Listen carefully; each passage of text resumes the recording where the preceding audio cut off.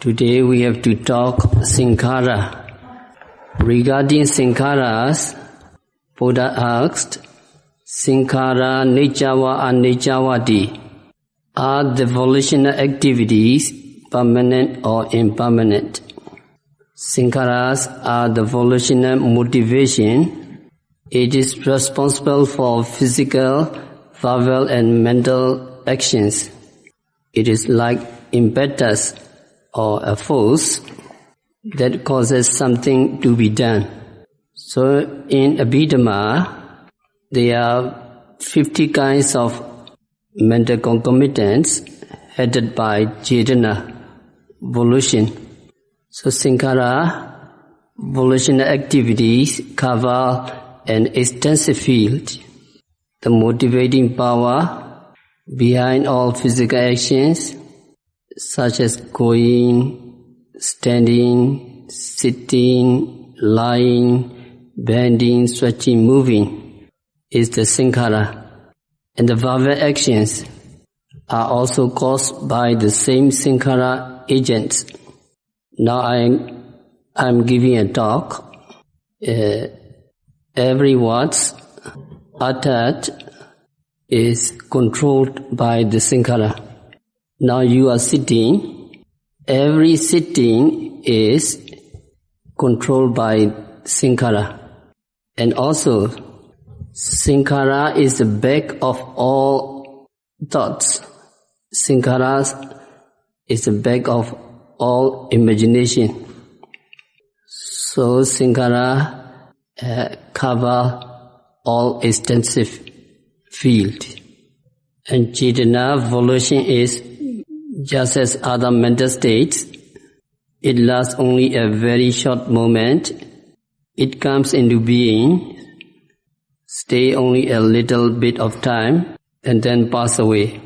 But volition is different from other mental states. Volition has the ability to leave some potential. When it dies, it does not disappear altogether. Volition leaves something. It leaves some power or potential to give results. When circumstances favor, those results to appear.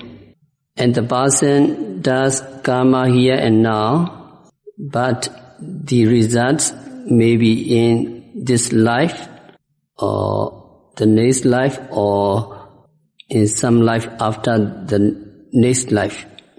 So karma or volition has potential to give results, and this potential is a tremendous force. Karma does not end with the demise of the present life.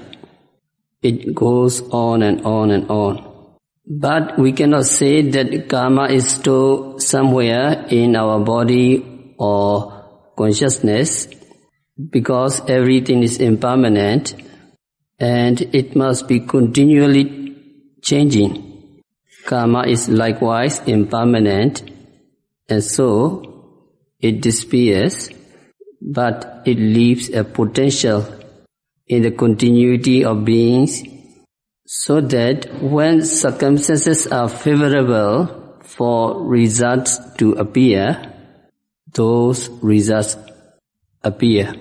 So where is karma? Where is karma stored? So we have to say karma is not stored anywhere, but when it disappears, it leaves a potential for results. Similarly, a tree cannot be said to have the potential to give fruits. At first, there are no fruits in the trees, but when the opportune times arise, fruits appear. So the results of karma is called vipaka in Pali, which we may call the fruits of karma. Karma of volition from the past leaves a potential for the fruits or vipaka to arise in the present. But the past karma does not influence present volition. Suppose you hear the abusive speech you receive, and how do you react. Abusive speech, you try to be patient with that speech, you note hearing, and you have yoniso manasikara. If you angry with that abusive speech, you fight back, and it is ayoniso manasikara.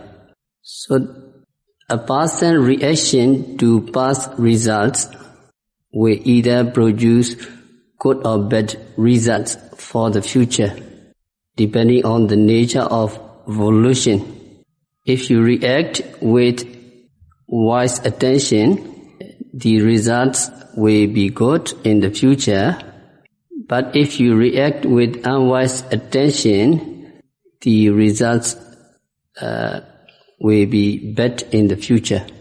So you cannot do much about the fruits of the past karma, but you can react to those fruits with wise reflection and thus have good result in the future. So wise attention will allow you to do good karma, and unwise attention will cause you to do bad karma. The future results will depend on your volition, on your karma in the present.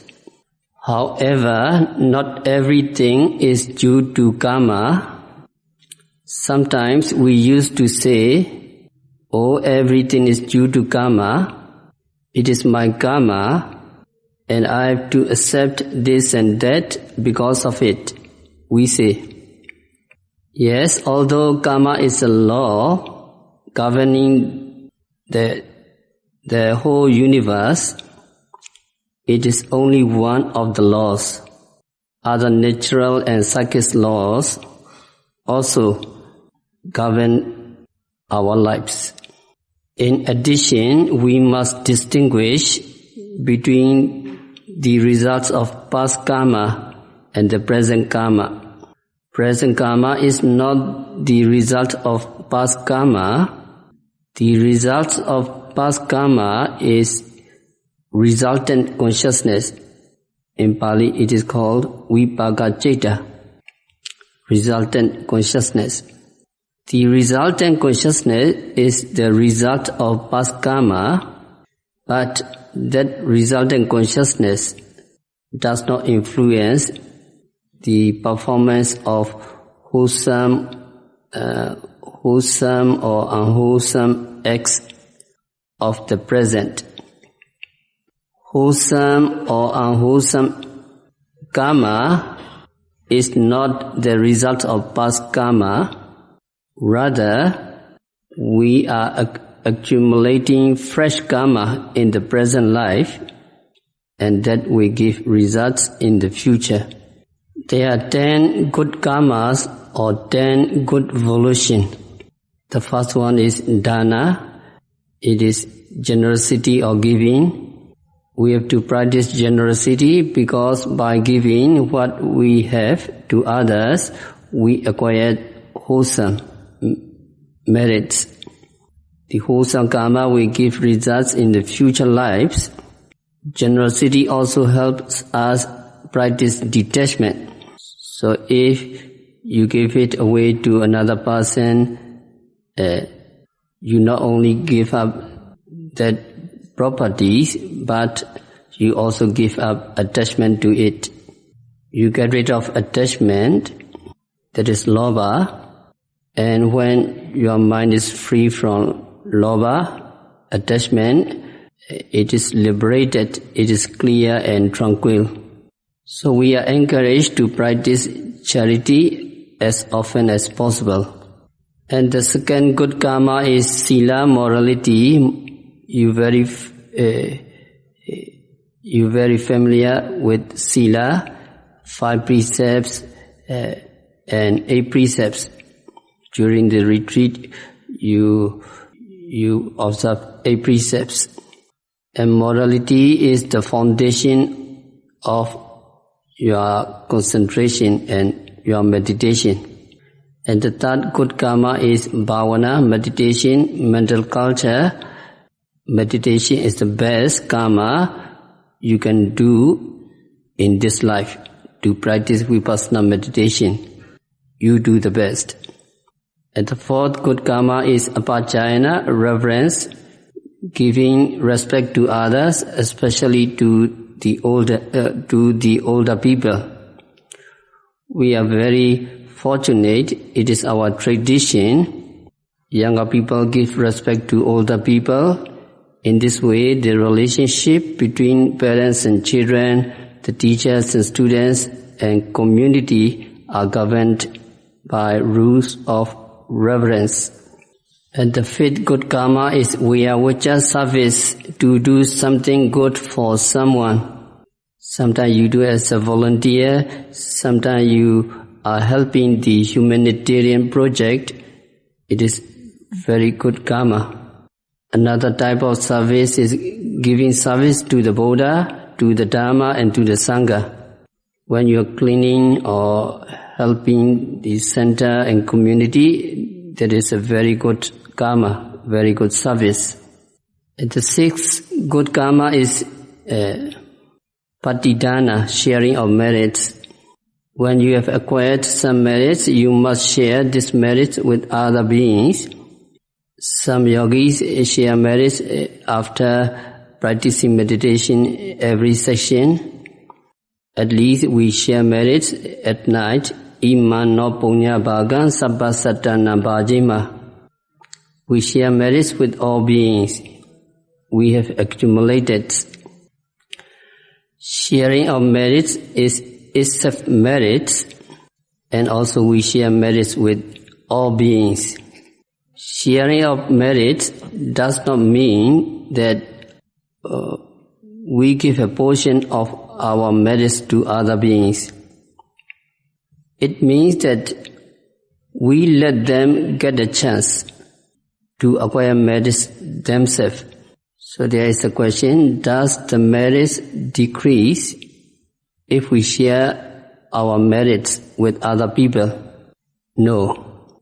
Suppose if you have a candle, and if you light another candle from the lighted one, the light of the first candle does not decrease when it lights the other one. Actually, it becomes brighter with the help of the newly lit candle. In the same way, when you share merits, your merits does not decrease, but actually increase, because you get new merits. The seventh good karma is pattanumodana, rejoicing at another's merits. So you say, sadhu, sadhu, sadhu, that means well done, when others people do meritorious deeds. When other people share merits with you, you say, sadhu, sadhu, well done. This means that you rejoice at their merits. And by rejoicing at their merits, you get merit yourself.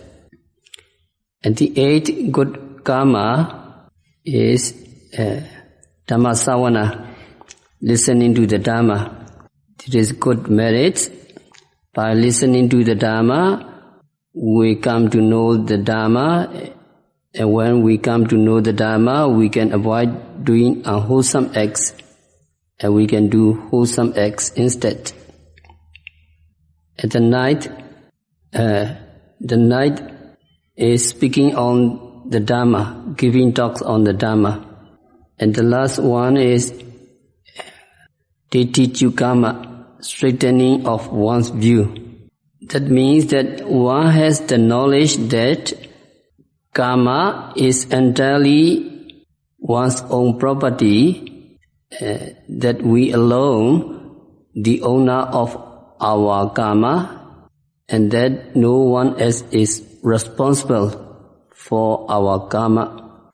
And then bad karmas, you know,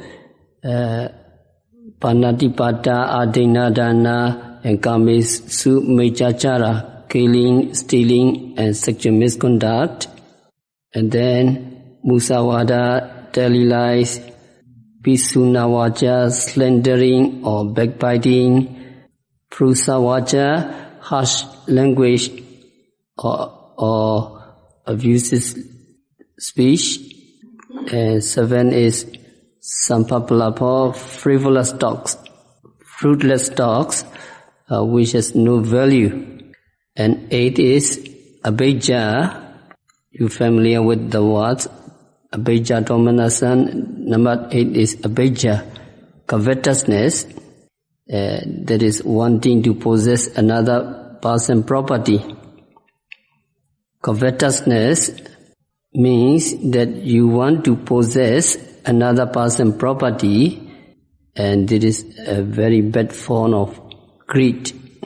And 9th bad karma is vyapado, ill will or dosa, that is wanting to hurt people, wanting to cause injury to others. And the last bad karma is micchadeti, wrong view. Wrong view is having the belief that things are permanent, things are satisfactory, and things are in possession of self. 10 bad karmas. So all yogis come here, come to the center to wash their karma, to wash their sankhara. Sometimes our volition is associated with conceit or ego, and we become bloated with ego, and we need to swallow it. We note it, conceit, and get rid of that conceit and ego. Sometimes volition is accompanied by envy, jealousy, avariciousness. So all these mental states accompanied by volition should be noted. Sometimes Cetana is accompanied with devotion and piety, saddha. You have faith and confidence in the practice, because when your concentration getting strengthened, you realize more reality, and saddha grows up. You have devotion and piety towards the Buddha, Dhamma, Sangha. And that mental state, saddha, have to be noted. And it may appear accompanied by sati, mindfulness, and it may arise in various manner, and the mental attitudes of those moments should also be noted. And Metta Bhavana you practice, and during this retreat also you practice many times. Loving kindness arises with volition, cetana. There appears a feeling of benevolence to others. You think of ways to make others happy. Sometimes karuna, compassion arise. With compassion, volition arises. You have pity on others. You think of how to help other people out of suffering. So all these wholesome mental attitude should be carefully noted. During the practice of meditation, some stiffness, heat, and other unpleasant sensation appear, and cetana, volition, urge, change the postures, change the postures, stretch the leg. So it's urging, and desire to change, desire to stretch, desire to bend. So all activities should be noted, and wanting to get up, and wanting to walk, and to get up, to walk, and to move forward. All these physical activities are conditioned and willed by volition, cetana. They all should be noted. And then there is volitional urging concerning verbal activities, urging and directing what to say, how to say. Now I am giving the talk, and this talk is willed by volition. So volition is urging, say like this, how to say. So it is urging. So the yogis are keeping constant track of all these volitional activities, and they understand with their personal experience that these activities appear and vanish instantly. So these activities are impermanent. So now yogis are watching all the psychophysical phenomena. Yogis are watching all the sankharas, and they perceive that every activities that arises, what activities, desire to think, desire to see, desire to hear, desire to bend, desire to stretch, desire to change position, desire to talk, every activities vanish instantly after you note. So all these activities arising and vanishing incessantly are a nature impermanent. Consequently, they are not delightful, they are not dependable, they are mere suffering. So yogi can conclude through their personal knowledge. So yogi realized that there is nothing to cling to as etamama, this is mine, to take pride in as esohamasmi, this is me, to believe that this is myself. So yogi realized in this way. And the 5 bhikkhus had realized in a similar manner, and they all are sotapannas. When they are listening to the discourse, also they perceive the volitional activities arising and disappearing. So when Buddha asked, they replied, Bhante, it is not proper to regard that these sankhara which are impermanent, suffering and subject to change as this is mine, this is me, this is myself. So they replied. So we have to recite the question and answer by Buddha and the 5 bhikkhus. Please open the book, page 74, paragraph 9. Page 74, paragraph 9, follow my recitation. Trang 74, cái paragraph là cái 74, page, paragraph 9. Follow me. Sankhara nijjava anijjavati. Sankhara nijjava anijjavati. Anicca bhante. Anicca bhante. Yampana niccam. Yampana niccam. Dukkham vatam sukham vati. Dukkham vatam sukham vati. Dukkham bhante. Dukkham bhante. Yampana niccam. Yampana niccam. Dukkham. Dukkham. Viparinama dhammam. Viparinama dhammam. Kalanuttam. Kalanuttam. Samanupasito. Samanupasito. Etamama. Etamama. Esohamasami. Esohamasami. Eso me attati. Eso me attati. No hetam bhante. No hetam bhante. So we recite together. Sankhara nijjava anijjavati. Anicca bhante. Yampana niccam.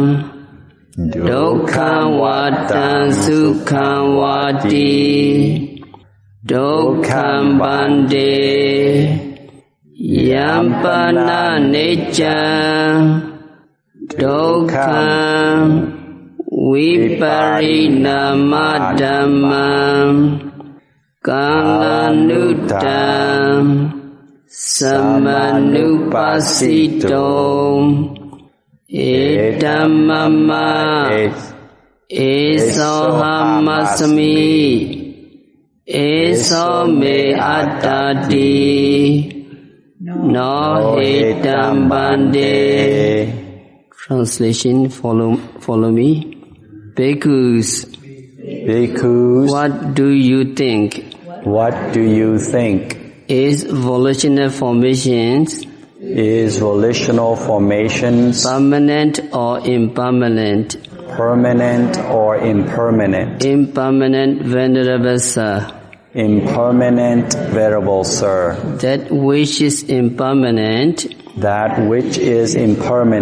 is it unsatisfactory or satisfactory? Is it unsatisfactory or satisfactory? Satisfactory, Venerable Sir. Unsatisfactory, Venerable Sir. That which is impermanent, unsatisfactory, and subject to change, should it be viewed correctly thus? This is mine. This is me. This is myself. No, Venerable Sir. So we have to stop our discourse for today by practicing Satipatthana Vipassana meditation, by observing every sankhara, every volitional activities, by observing every phenomena occurring at the six senses continuously and meticulously. May all practitioners realize the real peace in the very near future. Sadhu, sadhu.